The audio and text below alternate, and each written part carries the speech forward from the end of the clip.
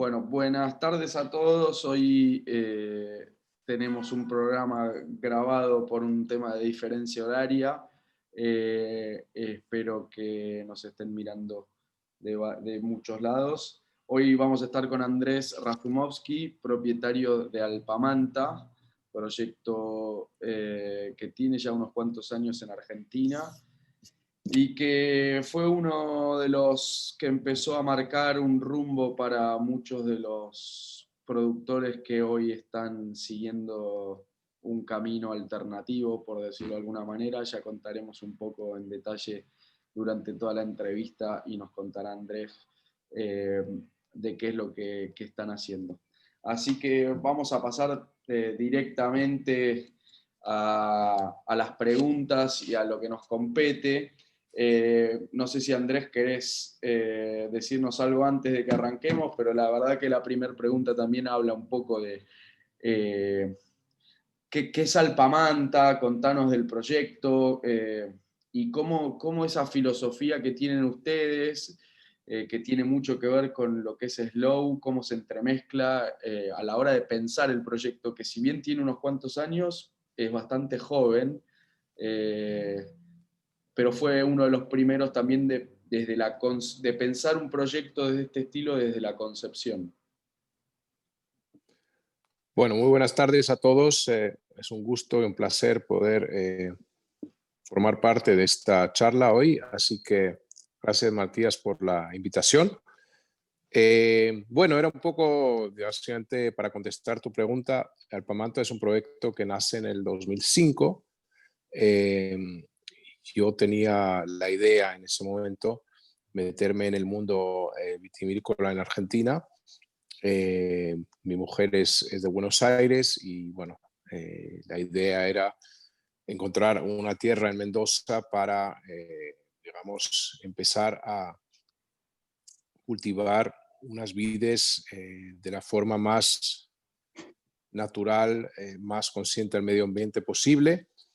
Por lo cual estuve más o menos 6 meses buscando un lugar para arrancar con este proyecto y bueno, en fines del 2005 encuentro una tierra en el sur de Luján de Cuyo, en Mendoza, en la subregión de Uarteche, un lugar que está bastante, digamos, aislado de lo que son eran en esos momentos los viñedos clásicos, porque la idea de entrada mía fue un poco de generar un proyecto diferente en el sentido de cuando estamos hablando del 2005, ¿no? Cuando ibas a Mendoza se veía que había grandes fincas con bodegas modernas. Me llamó mucho la atención que todos estos lugares tenían un cultivo bastante estandarizado, bastante masivo. Yo quería, digamos, generar un lugar en el cual podías un poco encontrar el alma, el corazón, vida dentro de este tipo de cultivo. Por lo cual la idea siempre era, digamos, cultivar.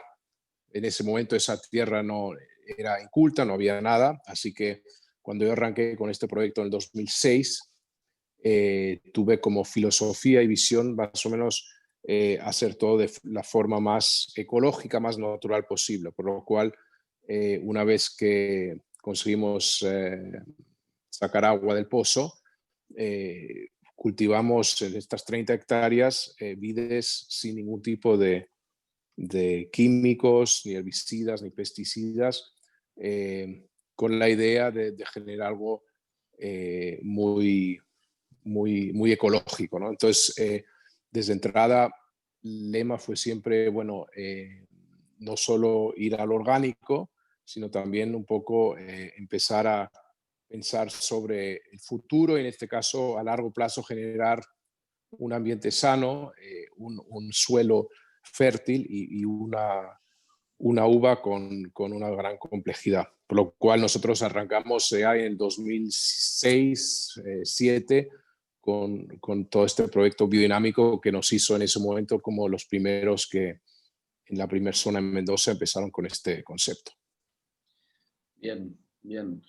Muy interesante porque ser los primeros, venir desde afuera, no ser del lugar y plantar una manera de producir extraña para los de alrededor, estimo que no debe haber sido fácil al principio para insertarse también con el alrededor, con lo cultural. Pero sí sé que hoy, 20 años más tarde o 15 años más tarde, muchos se han inspirado en todo lo que están haciendo y han visto que, que hay un camino interesante por recorrer por ese lado y empezaron por el mismo lado, empezaron a transitarlo también. ¿Cómo fue la búsqueda del lugar? O sea, dijiste, encontramos en Ugarteche, qué sé yo, pero ¿cómo fue la búsqueda del lugar teniendo en cuenta lo que significa querer hacer algo desde la concepción orgánico y muy rápidamente biodinámico, en donde el tratamiento de la tierra previo a su llegada tiene también un impacto? ¿Y cómo fue encontrar ese ecosistema para donde nace todos los vinos de Alpamanta? Bueno, básicamente había algunas pautas que yo me puse en el momento de buscar la tierra adecuada. Una fue encontrar un sitio que estaba, como dije, un poco inculto, o sea, esa tierra no estaba cultivada durante 15 años, estaba totalmente abandonada. Eso fue una de las cosas que eran importantes. Yo quería empezar un proyecto de la nada un poco para poder yo, digamos, manejar un viñedo con una tierra sana. El otro punto fue, bueno, hay en Argentina muchos lugares donde se encuentran tierras, digamos, abandonadas o tierras un poco fuera de las ciudades. Yo quería hacerlo en Mendoza por el mero hecho de que ahí ya la tradición vitivinícola está muy establecida y yo quería obviamente hacerlo en un lugar donde yo estaba seguro de que podía darse bien las vides. Por lo cual, Ugarteche fue dentro de lo que es Luján de Cuyo, una zona totalmente todavía no muy popular porque es una zona, sigue siendo una zona bastante dedicada a la chacra, pero lo importante era obviamente de tener un lugar sin vecinos para el mero hecho de poder asegurarnos de que no iba a haber ninguna contaminación por parte de las tierras que había alrededor. Así que la idea era un poco generar un lugar, digamos, en una zona vitivinícola, pero igual teniéndolo bastante apartado de lo que eran cultivos tradicionales, convencionales. Bien. Vos, a ver, el proyecto Alpamanta está certificado por ambas categorías, digamos, orgánica y biodinámica, producción, que a veces eso son conceptos que por ahí para la gente que nos escucha y que nunca están del todo claros, cómo se entremezclan, qué cosas tienen en común y qué cosas los diferencian uno del otro, que sería bueno desde el lado de alguien que produce de las dos maneras, que nos cuente cuáles son esas diferencias y cuáles son esas similitudes entre las dos maneras de cultivar. Muy buena pregunta. Yo pienso que es muy importante también porque el consumidor clásico tal vez intermezcla también mucho esos dos términos, pero hay una diferencia bastante notoria entre orgánico y biodinámico. Lo que tienen en común ambos son que, digamos, no fertilizan, no usan ningún tipo de químicos en el cultivo. O sea, está prohibido usar herbicidas, pesticidas en el manejo del viñedo, que es hoy en día la forma convencional de hacer vinos, que la mayoría de los casos todavía en Argentina y en otros lugares se da porque es mucho más estandarizado, porque es mucho más fácil de manejar. Tú echas los químicos y no te tienes que preocupar ni de malezas, ni de enfermedades, ni de ningún tipo de cosas. Pero tiene el inconveniente que obviamente la calidad de las uvas y la sanidad de las uvas es totalmente diferente. Con respecto a la diferencia entre el orgánico y biodinámico, el orgánico se podría categorizar como un manejo en la cual tratas de no envenenar a las plantas, a las vides, pero no llega mucho más allá de esto, porque al final tú lo que haces es no tirar los químicos a las vides, pero no estás pensando a largo plazo cómo puedes mejorar el ambiente, la tierra, la planta a largo plazo. Y es ahí donde entra el concepto biodinámico, pero el concepto biodinámico es una filosofía en la cual tú tratas un poco de establecer procesos en la cual a través de los años, a largo plazo, ves una diferencia notoria en el viñedo. Se usan diferentes prácticas que ha sido, digamos, inventado o investigado por varios científicos en Europa Central. Estamos hablando de más de un siglo atrás. Encabezado por Rudolf Steiner, que en su momento era médico y se dio cuenta de que era mucho más saludable para las personas ingerir plantas homeopáticas que medicinas convencionales. Y eso lo trasladó un poco a la agricultura.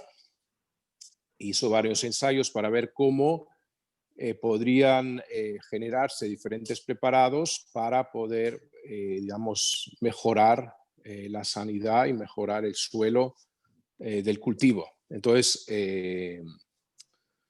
se generaron 10 diferentes preparados, que es una combinación un poco de plantas homeopáticas, como pueden ser diente de león, milerrama, que se combina junto con ciertos órganos de animales, que pueden ser los cuernos de vaca o pueden ser la mesada del animal, que se mete, digamos, se genera un preparado, se mete bajo la tierra y después de 6 meses tienes una combinación muy potente de un preparado que te ayuda en la aplicación durante el ciclo del año. Así que esto se aplica en compost, que es una parte muy importante del cultivo biodinámico, o también se aplica en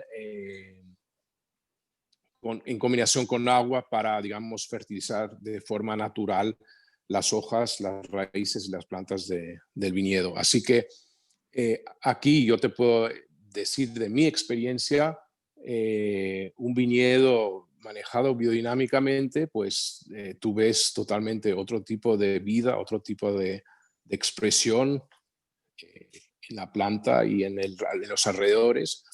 En nuestra finca tenemos no solo vides, tenemos olivos, tenemos frutales, y a eso se suma luego una increíble variedad de flora y fauna. O sea, nosotros tenemos lombrices en el suelo, tenemos todo tipo de aves que vienen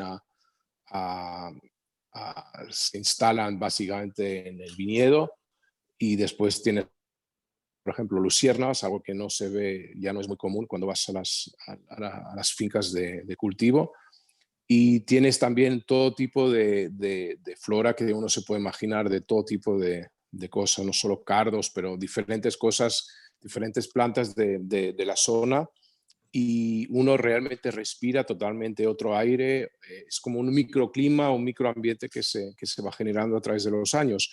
Y eso obviamente se traslada de una forma muy potente a lo que es las raíces, la planta y la uva, a la cual que genera los vinos diferenciados que uno puede hacer cuando maneja de esta forma las vides. Así que Yo te diría, para contestar tu pregunta, sí, orgánico está muy bien, no envenenas las plantas, pero no haces nada para pensar cómo puede mejorar la planta a través de los años. Biodinámico es una filosofía en la cual tú generas algo totalmente diferente, saludable y que perdura en el tiempo. Y te hago una pregunta también como para que también la gente entienda un poquito.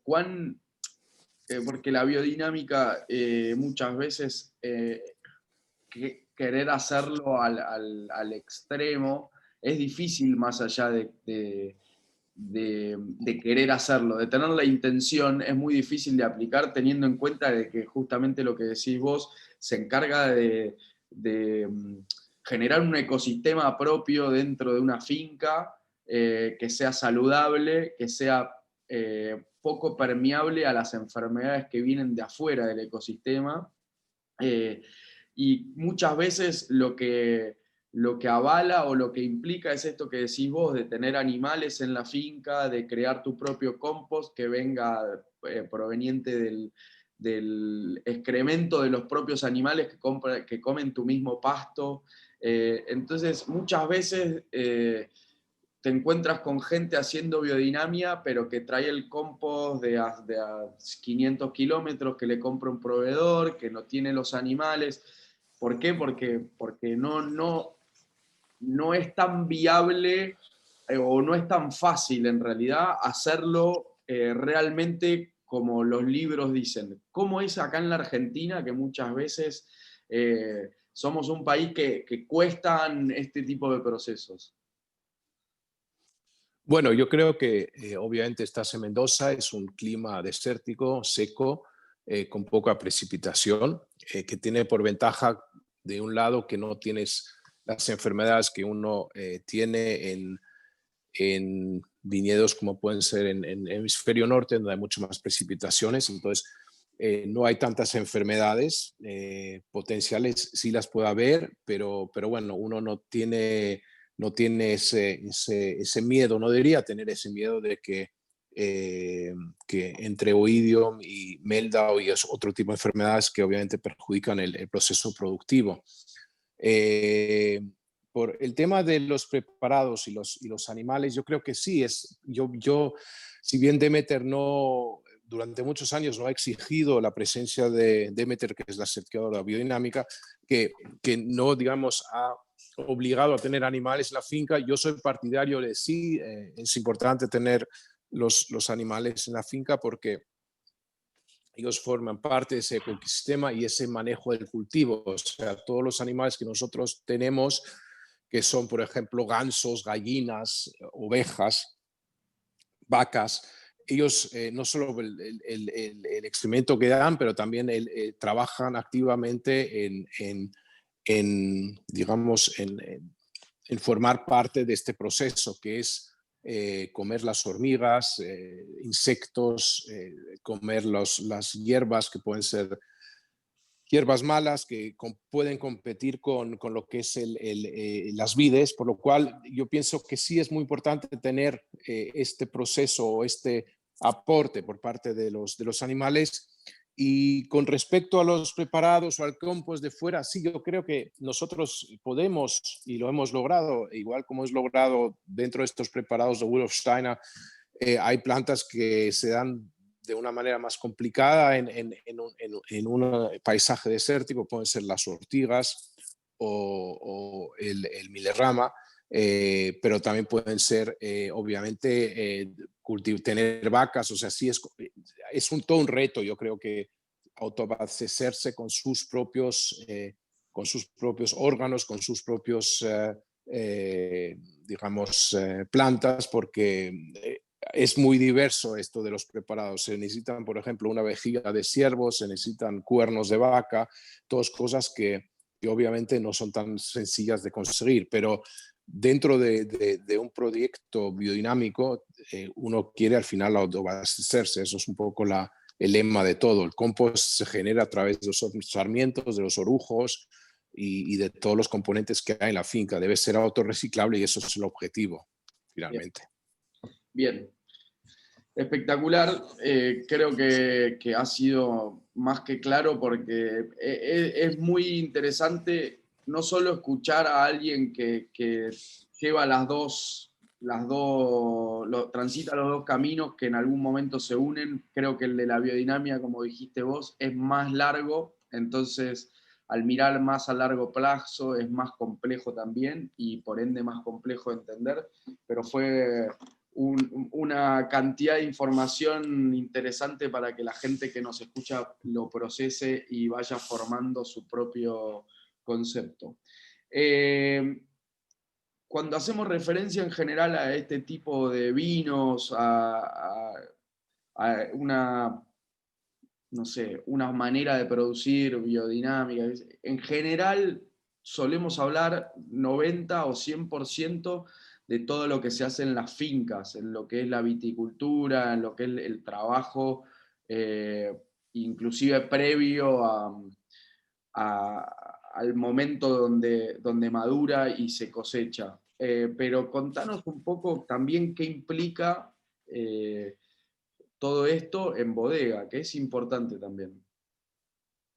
Mira, yo soy partidario, si tú haces un proyecto biodinámico, de que lo más importante o la parte crucial ocurre en el viñedo. Es la materia prima, es la uva, es básicamente la clave para lo que viene después. O sea, yo creo que en la medida que tú puedas manejar un viñedo de la forma que acabamos de repasar y hablar, tienes todos los ingredientes necesarios para hacer grandes vinos. Yo siempre, y es un poco lo que, digamos, describe toda la filosofía biodinámica. Una vez que la uva está cosechada, llega obviamente la parte de, digamos, procesación, vinificación de la uva. Y es cierto lo que dices porque hay muchas opiniones, mucho se habla de lo que es el manejo del viñedo, pero se sabe muy poco de lo que luego pasa en la bodega. Y es ahí donde es la zona más gris, yo creo, porque cada enólogo o cada persona que está, digamos, a cargo de los vinos tiene todas las herramientas posibles de modificar, cambiar el, el, el, el, curso de lo que es la fermentación hasta el embotellamiento en sí del vino. Y tradicionalmente siempre es esta zona gris por parte de los enólogos siempre ha sido el secreto como el secreto del cocinero cuando hace comida es un poco el secreto del enólogo, porque no cuenta lo que hace realmente hasta que llegue a hacer un vino. Yo soy muy partidario de usar la bodega o la vinificación como el brazo extendido de lo que está pasando en la finca, en el viñedo. Y yo comparto o trato en los vinos que hacemos nosotros de usar la vinificación como la forma más natural, la extensión más natural de lo que es la uva hasta finalizarse y llegar a ser vino. Entonces, lo que nosotros estamos haciendo básicamente es no solo trabajar con levaduras indígenas, pero también tratando de mantener la fermentación lo más tranquilo y sin interferencia. O sea, tratar de no corregir acidez, tratar de no meter sulfitos, tratar de no meter ningún otro tipo de ingrediente que pueda ayudar a acelerar o cambiar el rumbo natural de este proceso de vinificación.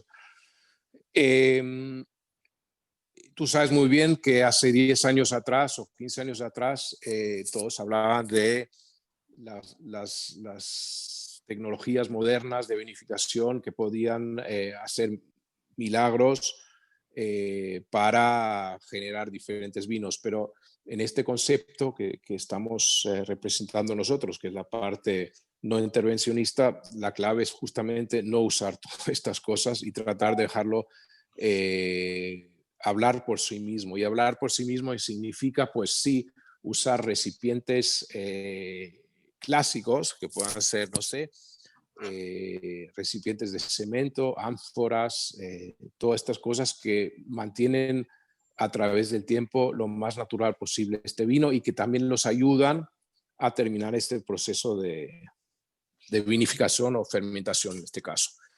Obviamente el gran desafío del enólogo en este sentido es ver que las bacterias, digamos, que avanzan en la medida que la fermentación avanza, pues mantener el equilibrio para que el vino no se desvíe, ¿no? Porque si las bacterias avanzan más rápido que la fermentación, pues la volátil llega a ser muy alta y tienes el gran riesgo de que el vino se te desvíe.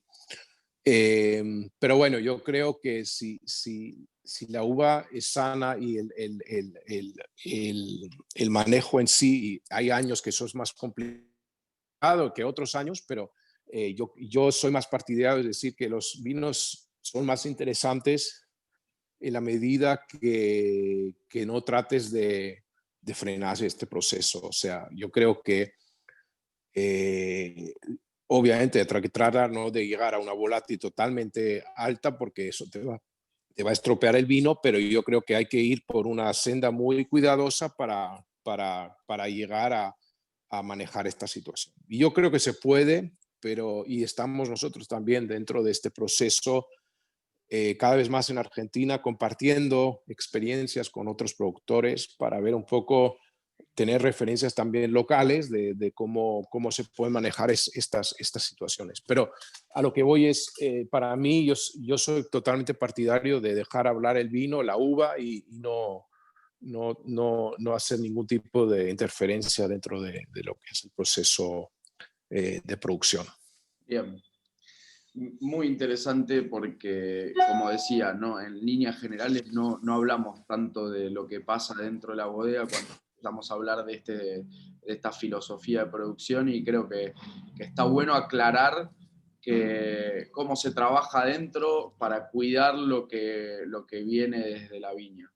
Quería que nos cuentes un poquito, dentro de lo por ahí más alternativo, por ahí la definición sería lo que dijiste recién, que son más no intervencionistas, pero dentro de sus vinos y dentro de lo no intervencionista tienen algo más clásico y tienen una línea que se llama Breva, que es un poquito más alternativa. Y bueno, es algo muy interesante y que viene a aportar a una categoría que está en crecimiento en todo el mundo. Y nada, quería que nos cuentes un poquito, sé que son 3 vinos, así la gente conoce un poco más de esto.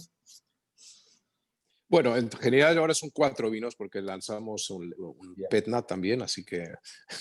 Pero bueno, un poco la historia del Breva, pues sí, dentro de toda esta filosofía, yo quería también ir un poco más allá de lo que es el consumo en vino en sí. Entonces, en 2015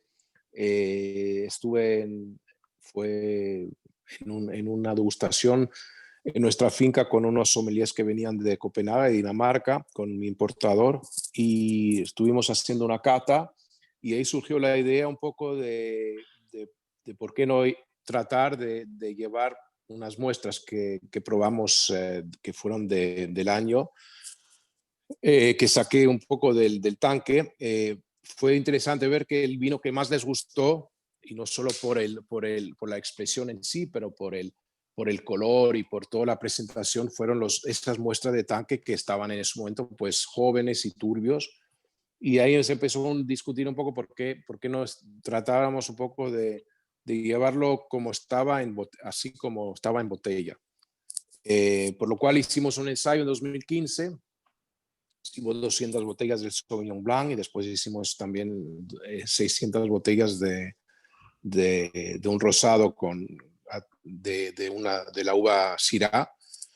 Y bueno, para ver un poco cómo iba a reaccionar el mercado y cómo la gran preocupación obviamente era cómo se iba a mantener este vino con el tiempo.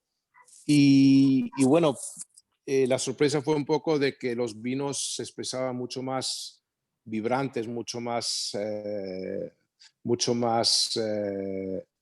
expresión de fruta, y eran súper fáciles de tomar. Si bien en muchos mercados, mis importados tradicionales, están un poco escépticos con esa idea, y nosotros pues estuvimos muy confiados en de que eso iba a funcionar. Tuvimos un par de problemas en los primeros años para conseguir los papeles, no era tan sencillo hacer un vino turbio sin filtrar y sacarlo del país. En ese momento la legislación no estaba todavía permitiendo de que yo pueda, digamos, usar una presentación como esta y exportarlo como vino, pero con mucho trabajo lo conseguimos el permiso y después, bueno, después íbamos creciendo año por año y bueno, hoy que, digamos, acabamos de embotellar el 2020, o sea, la quinta cosecha de este vino, y bueno, hoy en día es un vino con mucho prestigio, muy popular y bueno, creo que es un poco el futuro también, se puede decir, del consumo de vinos, porque es un vino que no necesita mucha experiencia, mucha explicación y que es muy fácil, agradable tomar. ¿Y qué dijiste? Dinamarca, pero en general los mercados más importantes para este estilo de vinos que demandan suelen ser los nórdicos, o estimo que Nueva York, Manhattan, que hoy está muy, muy fuerte, pero Sí, ciertos hoy, mercados tradicionales también son un poco escépticos, como decís vos, los importadores son complicados a veces. no te escuché muy bien, pero bueno, el tema es, sí, hoy en día los brevas, el mercado con más salida es Nueva York, es cierto. Yo pienso que es todo, digamos, las metrópolis uno puede decir, de lo que son vinos que son un poco los trendsetters, o sea, Tokio también es uno de ellos, Londres es otro, Bangkok también muy importante. Así que sí, y Austria también, obviamente en Austria hay ya muchos vinos que se hacen así y Argentina también, ahora cada vez hay más vinos de este estilo. Eh, y yo creo que bueno, es totalmente otra forma de consumo, pero te da totalmente una, un aspecto que los otros vinos no te dan, ¿no? Así que yo creo que la idea nosotros, y bueno, cuando sacamos este año el PetNat también era un poco eso de ver, digamos, dar también, ampliar un poco esa línea y bueno, nos fue también muy bien con este vino, así que yo creo que toda esta onda que uno dice vinos naturales, vinos turbios, está para quedar y cada vez si tú vas a las ferias, bueno, ahora no hay tantas ferias, pero antes de toda la cuarentena toda la gente está muy interesada en probar estos vinos. Obviamente hay muchos vinos que no son tan buenos como otros, pero bueno, la amplitud de diferentes estilos es realmente asombrosa. Bien. Bueno, y en general terminamos todas las charlas hablando un poco de un recurso que cada vez es más escaso, que cada vez es más que siempre fue importante a la hora de producir, que es el agua. Y estando en una región como Mendoza, que es una de las que empieza a sufrir cada vez más, porque por un lado siempre fue beneficiada por un recurso que venía de la montaña de manera más de la que necesitaba, y hoy empieza a haber un poco más de escasez, sumado a la cantidad de productores que se establecieron en los últimos tiempos. Entonces el agua empieza a ser un problema y será cada vez más en muchas partes del mundo. Pero bueno, hay lugares que han aventajado eso sabiendo que siempre tuvieron problemas del acceso al agua. ¿Cuál es tu visión al respecto de la optimización del recurso y de lo que está pasando y de lo que puede llegar a pasar? Sí, es un tema crucial y un tema súper importante. Cuando yo compré en Mendoza en su momento, a mí me llamó mucho la atención primero que el agua no se veía como una escasez. Todavía me sigue sorprendiendo, por ejemplo, el riego a manto o el uso en sí del agua que que muchas veces uno no lo reconoce como un recurso limitado.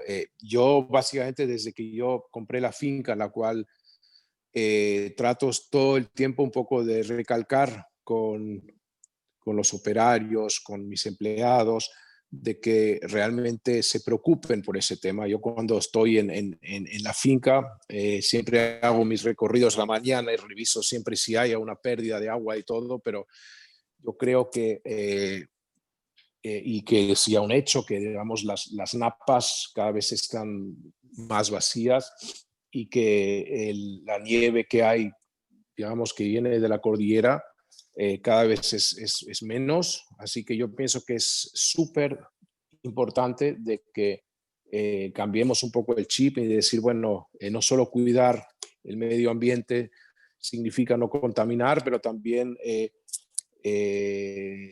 digamos, tomar conciencia de la basura que uno genera y del agua que uno usa. Yo creo que Irrigaciones está haciendo un trabajo muy bueno en limitar esos derechos de pozo, esos derechos de agua, tratando de tomar medidas en base a eso, pero yo creo que cada productor debería levantarse la mañana y pensar y concientizarse en ese recurso que tal vez hoy en día uno piensa que tenemos suficiente, pero la verdad que estamos en el desierto y hay que tener mucho respeto y cuidado con este recurso limitado. Así que yo creo que podríamos hacer mucho más entre los productores para reducir el consumo de agua. Bien. Bueno, Andrés, ha sido un placer enorme poder hablar con vos, que nos cuentes todo lo que nos has contado, mucha información para procesar y no solo la información, sino realmente muy claro a la hora de comunicarnos y contarnos no lo que hacen en Alpamanta y en el proyecto y también nos has ayudado a clarificar algunos conceptos para todas las personas que nos escuchan. Así que te agradezco el tiempo. Te propongo hacer esto más adelante, otra más, buscando por ahí algún tema más focalizado para nutrirnos. Creo que de eso se trata todo esto. Así que muchísimas gracias. Sé que estás recién llegado a Europa, con lo cual en Austria, así que no te queremos robar más tiempo, te agradecemos todos desde acá y nada, te saludamos.